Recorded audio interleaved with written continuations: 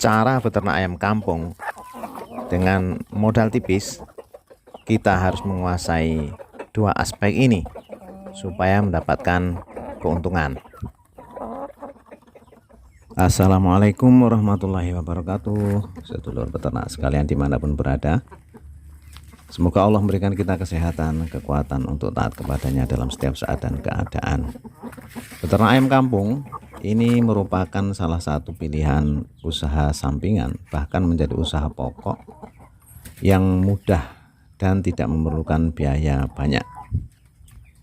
Bisa dilakukan oleh orang-orang yang sibuk karena hanya memerlukan sedikit waktu saja di pagi hari dan di sore hari untuk pemeliharaannya. Berikut ini akan saya sampaikan cara ternak ayam kampung dengan modal tipis. Ada dua aspek yang harus dikuasai oleh kita, para peternak ayam kampung yang bermodal tipis, agar bisa sukses di dalam peternakannya walaupun skalanya kecil, tetapi mendapatkan untung dari peternakannya dan bisa dinikmati. Yang pertama adalah aspek produksi. Jadi peternakan ayam kampung ini hakikatnya adalah kita memproduksi ayam kampung, sehingga diharapkan dari peternakan kita akan bisa keluar produk, yakni berupa baik itu telur, DOC, ayam pedaging, atau mungkin calon indukan. Nah, inilah hal pertama yang mesti kita kuasai, yakni aspek produksi ini. Bagaimana agar peternakan kita, skala rumahan kita itu bisa memproduksi telur, DOC, atau ayam pedaging, atau mungkin ayam calon indukan yang akan kita jual. Dan dari hasil penjualan ini nanti kita akan mendapatkan pundi-pundi rupiah atau keuntungan. Lalu untuk menguasai atau dapat menguasai aspek produksi ini, maka beberapa komponen kita perlukan. Komponen itu diantaranya adalah kandang yang mungkin ya skalanya sederhana saja karena kita orang-orang yang bermodal kecil atau bermodal tipis. Kandang yang sederhana, lalu indukan. Nah, indukan ini tidak harus banyak-banyak untuk para pemula seperti kita ini, orang-orang yang bermodal tipis. Mungkin hanya 4 indukan, 1 pejantan sudah cukup untuk memulai agar peternakan kita cepat dimulai. Tidak hanya berteori, berhitung-hitung terus, tetapi tidak mulai-mulai karena angan-angan kita terlalu tinggi. Jadi yang pertama kandang, yang kedua indukan, dan yang ketiga kita siapkan untuk biaya pakan. Selain biaya pakan, kami menyarankan juga untuk memiliki mesin tetas sendiri walaupun mungkin skalanya kecil atau sederhana. Ya, sebatas kemampuan kita karena kita mempunyai modal tipis. Nah, dari 4 komponen ini, maka kita sudah bisa memulai untuk memproduksi komoditas yang akan kita jual, baik itu berupa telur ataupun DOC, atau mungkin ayam pedaging atau ayam calon indukan. Kita bahas dari yang pertama mengenai kandang.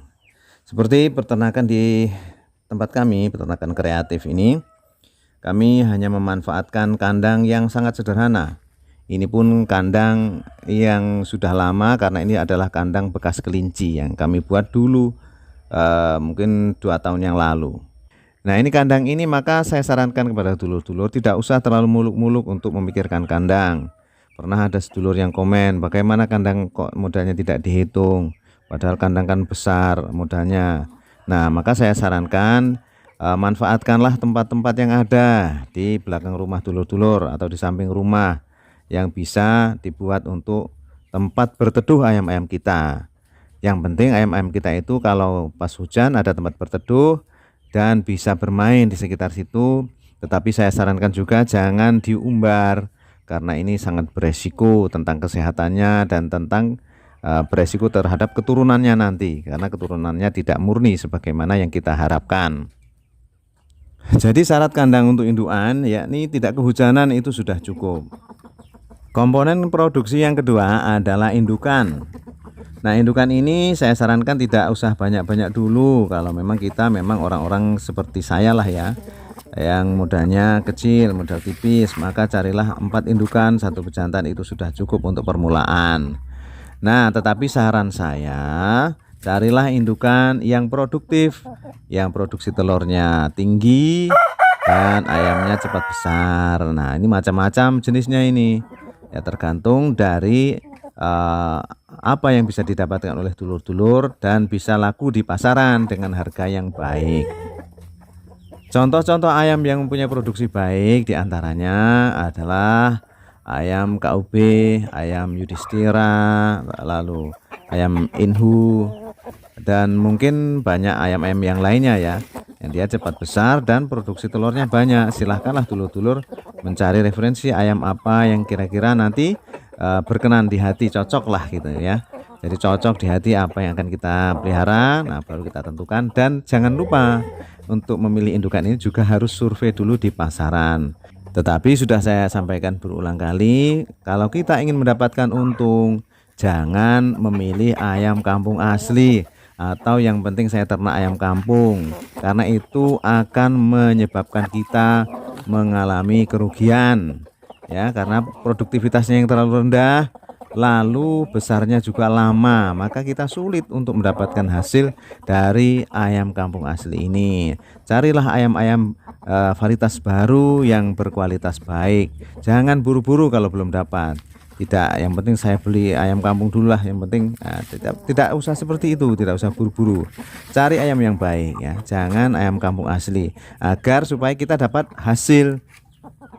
Berikutnya kita persiapkan dana untuk pakan. Sebenarnya dana untuk pakan ini tidak harus sekaligus, karena kita hanya melihara 4 ekor indukan dan 1 bejantan, ini pakannya sedikit. Katakanlah 1 hari mungkin hanya maksimal ya, maksimal setengah kilo campuran pakan. Nah, ini kalau kita hitung saja umpamanya 1 kilonya kalau di tempat kami ini Rp6.000 campuran pakan untuk indukan yang sudah berproduksi, maka kita bisa simpulkan Rp3.000 setiap hari kan. Nah, uang Rp3.000 setiap hari untuk menyiapkan pakan indukan-indukan kita yang sudah kita beli tadi. Tetapi harus diingat, pakan indukan ini jangan sembarangan, tetapi diusahakan untuk pertama kali berikan pakan yang baik. Nah, masalah campuran pakan ini juga dapat dulur-dulur simak di video kami yang berjudul cara membuat pakan indukan untuk ayam kampung petelur. Komponen yang keempat untuk menguasai produksi adalah mesin tetas. Nah, mesin tetas ini ya sesimpel mungkin lah, sesederhana mungkin ya, tidak harus yang mahal, tidak harus. Kalau perlu bisa membuat sendiri itu lebih baik. Dan kalau memang memerlukan, kami siap untuk membuatkan. Nah, tetapi tentu hanya untuk sekitar Lampung saja ya. Karena kami pengiriman keluar kota kami belum, keluar daerah ya, keluar pulau terutama belum bisa, karena belum menguasai lah pengiriman ini. Nah, masalah mesin tetas bagaimana cara membuatannya juga ada di dalam channel ini. Silahkan disimak saja video-video tentang mesin tetas kami dari Bokulkas yang full otomatis.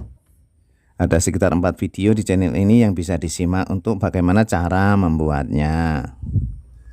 Setelah aspek produksi kita sudah kuasai, kita sudah bisa memproduksi baik itu berupa telur DOC ataupun ayam berdaging ataupun ayam calon indukan, maka sampailah kita pada aspek penjualan.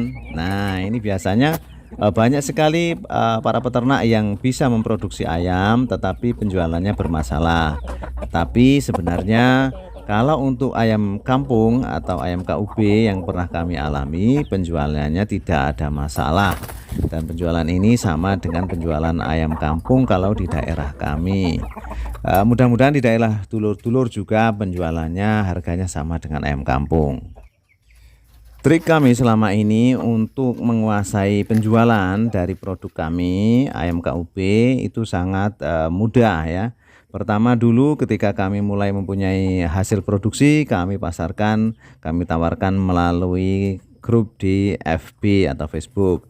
Kan tetapi 1 kali 2 kali berjalan ternyata pemasarannya sangat mudah, dan sampai dengan hari ini kami tidak lagi menggunakan jasa Facebook untuk memasarkan, tetapi kami sudah pembeli datang sendirilah ya.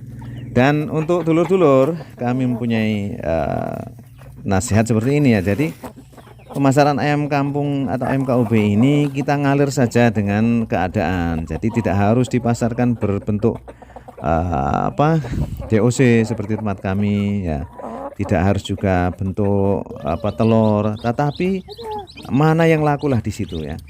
Di daerah dulur-dulur mana yang bisa dijalani gitu ya. Kalau bisa dijual DOC sudah menguntungkan, tentu ya silahkan dijual DOC kalau memang ada pembelinya. Tetapi memang pertama kita harus tawar-tawarkan dulu tentang kualitas dari ayam kita itu, bahwa ini cepat besar, ini ayam kampung, ini telurnya banyak. Nah ini harus kita promosikan, terutama ketika ngobrol dengan tetangga-tetangga kita lah ya, agar mereka tertarik dan mereka mengganti ayam-ayam piaraan kampung asli mereka dengan ayam KUB itu. Nah ini trik saya seperti itu. Nah kalau tidak laku DOC ya nggak usah susah, karena ayam kampung ini mudah kok penjualannya. Ayam KUB ini sama dengan ayam kampung. Jadi kalau tidak laku DOC ya kita pelihara sendiri, kita besarkan sendiri. Nanti kalau sudah berumur 2 bulan, kalau di tempat kami ini kemarin saya timbang umur 50 hari saja sudah 7,95 ons. Jadi hampir 9 ons. Katakanlah dibikin rendah saja 7 ons sudah dalam usia 50 hari. Ini perkiraan kami nanti usia 60 atau 70 hari sudah masuk di rumah makan. Nah, biasanya penjualan di rumah makan ini sangat mudah ya. Pokoknya di antara bobot 8 ons sampai 1 kilo itu masih sangat mudah. Maka kalau tidak laku DOC tidak usah khawatir. Kita besarkan sendiri pelan-pelan, nanti setelah 2 bulan insya Allah sudah bisa dijual. Dan ini sangat laku di pasaran ya. Seumur 2 bulan dan mungkin bobotnya 8 ons sampai 1 kilo ini sangat laku keras di pasaran. Saya kira di mana-mana tempat ini kalau ayam kampung ini sama lah ya, jadi tidak begitu bermasalah sepertinya. Mudah-mudahan di tempat dulur-dulur juga seperti itu. Nah kalau belum laku lagi ya kita biarkan saja, pokoknya kita beri makan yang baik ya. Tentunya kita cari makanan yang paling murah. Kalau udah mulai besar-besar di atas 2 bulan itu sudah diberi pakan apa saja sudah mau lah ya. Nah atau kalau perlu kita bikin semi umbaran yang lebih lebar agar dia mencari ceker-ceker lah di tempat mereka itu ketika siang hari ya. Dan berikan makan 2 kali sehari saja. Tempat kami pokoknya dari DOC itu ya 2 kali sehari kami. Nah itulah dulur-dulur trik agar kita mendapatkan keuntungan dari beternak ayam kampung kita walaupun modal kita tipis. Semoga saja video ini bisa membantu semangat dulur-dulur untuk mengembangkan peternakannya atau memulailah apabila belum mulai. Yang jelas usaha itu tidak akan berjalan kalau kita tidak memulainya. Ya mulai sekarang dimulai aja dengan segala kekurangan kita tentunya. Nah nanti waktu berjalan sambil kita belajar, maka nanti insya Allah akan ada jalan untuk menambah besar lah ya, memperbesar usaha kita. Semoga ada manfaatnya, kesalahannya mohon maaf. Assalamualaikum warahmatullahi wabarakatuh.